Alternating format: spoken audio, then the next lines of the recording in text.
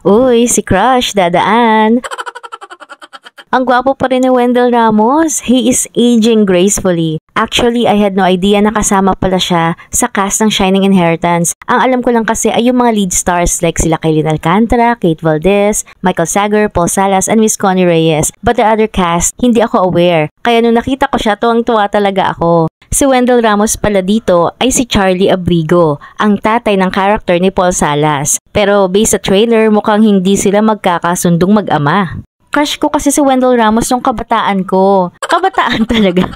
Ever since lumabas siya sa Bubble Gang, dun ko kasi siya unang napanood. Cute na ako sa kanya nun. Kaya nung umalis siya sa Bubble Gang, isa ako sa mga nalungkot. Kaya nung nakita ko siya sa hallway ng GMA Studio, nagpa-picture and video na ako agad sa kanya. Kasi naisip ko baka after ng MediaCon, di na ako makalapit. At nagkatotoo nga, napahaba ang Q&A portion ng MediaCon, kaya wala nang naging interaction with the cast pagkatapos. Kaya buti na lang.